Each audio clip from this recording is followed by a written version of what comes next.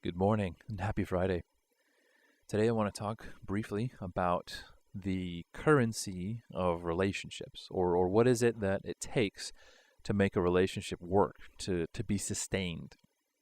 And I think that's intimacy, ultimately. Intimacy is what we use in order to build and sustain relationships. There's something that's shared, something that's in common, but unless we're willing to reveal that about ourselves, unless we're willing to share that with somebody else in the appropriate level of intimacy, there's not going to be a relationship. There's not going to be a connection there. There's not going to be any common ground, any shared mental space that the other person can occupy with you. And what's unfortunate is that the internet has shaped how a lot of relationships are formed and sustained, in that the ability to be anonymous or effectively anonymous has given people the ability to simulate relationships by having a type of intimacy, but the intimacy is always it's a show. It's fakery. It's a protective layer that's put up to ensure the individual is insulated from whatever goes on, because there can be some terrible stuff that happens on the internet. I mean, just with how many people can get access to it, and the inability for folks to pre-screen interactions to ensure that the people who have ill intent are not able to do any damage.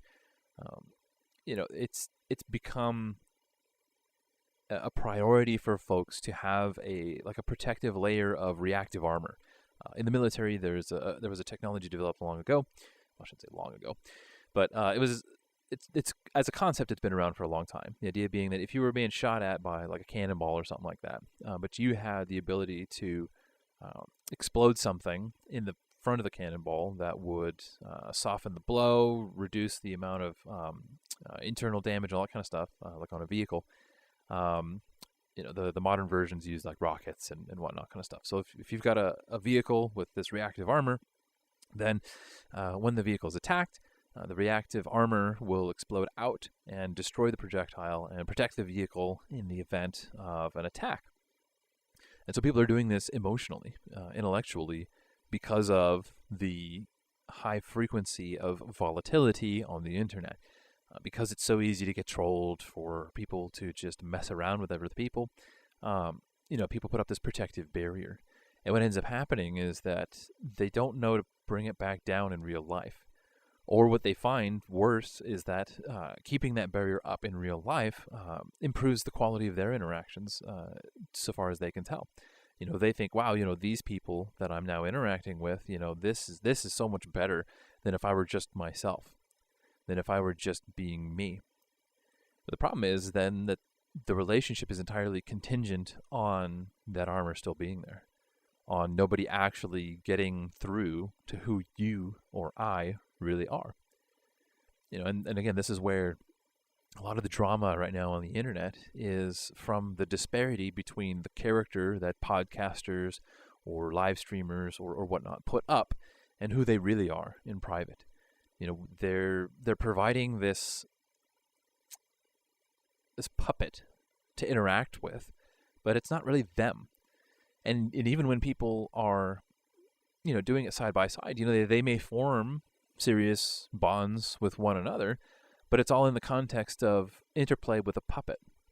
It's not a real person. It's not a real activity, in the sense that, if I'm fishing with someone, I'm spending time with them, and it's not convenient. Fishing is, if anything, it's not, you got to have the right equipment. You got to go to the right place. You got to wait. There's a lot of waiting involved in fishing. And if you're a great fisher and you don't wait so much, power to you, awesome. But the majority of us, if we're going to fish, it's not going to be an expedient event. It's a thing. You got to plan for it. You got to prepare for it. It's not just up and go off and do it and be done in 20 minutes and then you're good to go. Internet relationships, internet activities almost never have that same kind of mutual sacrifice.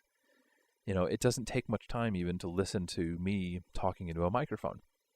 recording it onto a thing, uploading it with a picture, and and that's it. And so there can be this fake impression that, oh, well, this is who I am, But so that right now I'm on take 9 of trying to record something today. So there have been 8 other times where I've sat here and tried to say something and then realized I've gone off the rails. So even in trying to talk about intimacy, authenticity, and all that kind of stuff, I'm putting forth the best take. The one take where I actually think I said everything I wanted to. And so you don't get to hear all the laughter, all of the criticism that I make of myself of, oh gosh, I'm supposed to talk briefly and then I didn't. You don't get to hear or see any of that kind of stuff. But if you were literally in the same room, if you were sitting next to me trying to participate, like say in a recording or something like that, you'd see and hear all of that. You'd see the expressions on my face. There would be a kind of intimacy that you can't get through the internet. Even people who have video.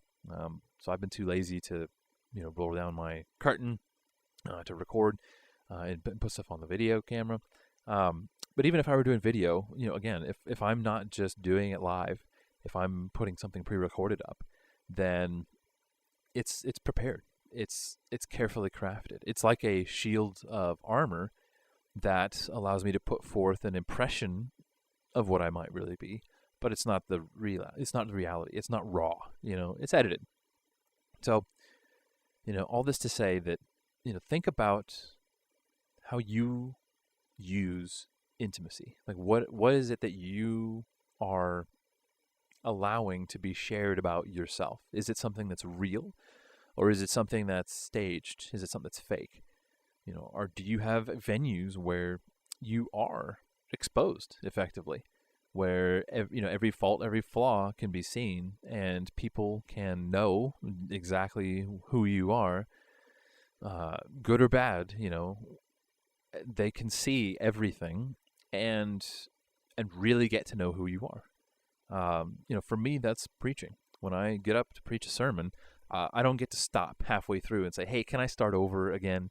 I have to do it once and be done. It's live. We record it, so I can look at it later to try and make revisions and all kind of stuff. But that's where who I am gets exposed the most, and part of the reason why that is because who I am isn't the most important person that people need to know. Who I am when I'm exposed the most should be somebody telling people about Jesus Christ. Somebody who is preaching the gospel, telling people about the good news. Because here's the thing, without that gospel, without that good news, nothing you'd learn about me is ultimately that important. Nothing that I say or do is as important as what Jesus Christ has already said and done. And so for me, that's where I'm the most authentic, when I'm praising God, when I'm worshiping Him through that kind of service. It's the same thing when I'm serving in children's ministry, when I'm helping to administrate or look after the class, provide verbal discipline as far as, controlling the kids. They get loud, and just volume down, hey, we're not going to do that kind of stuff at church. This is not how we behave. This is inappropriate, that kind of thing. I can be very stern in that respect. That's not staged. That's raw. Those kids get to see who I am because I'm interacting with them in an honest and earnest fashion. When we share stories, when we answer the questions that they have about life and faith and, what's your third favorite dinosaur, all that kind of stuff. It's an honesty and an earnesty.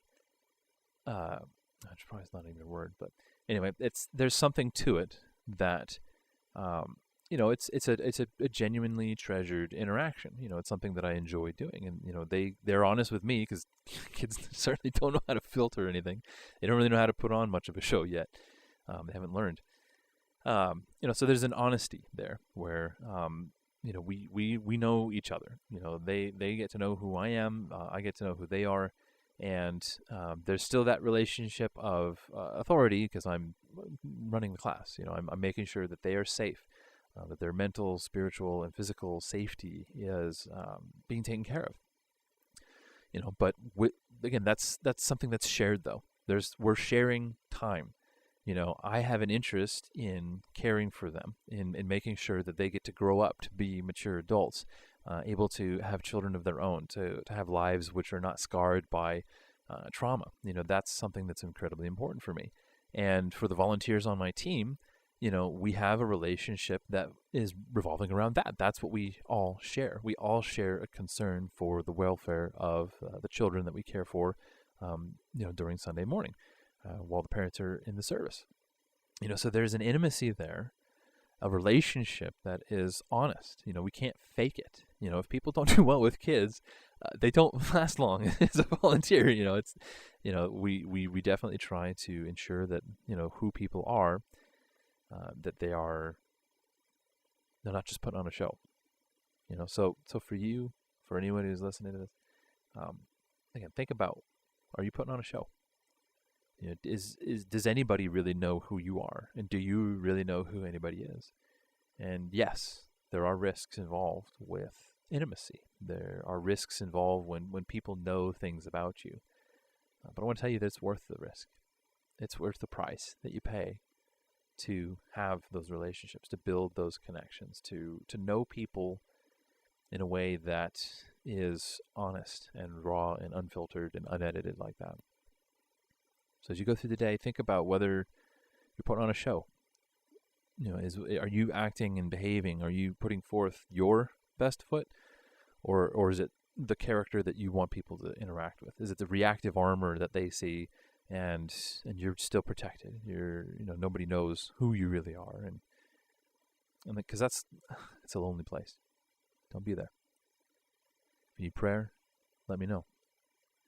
If you need guidance on studying the Bible, let me know. That's something that I can offer. That's an intimacy that I want to make available to folks that you can get it a lot of other places too. But hey, if you've stumbled across this channel, if you've stumbled across these videos or things that I've done, and there's something that you want, something that we can share, let's study God. Let's worship Him together. Let's have that be what we can build a relationship on. Sound good? Either way, thanks for listening. Take care.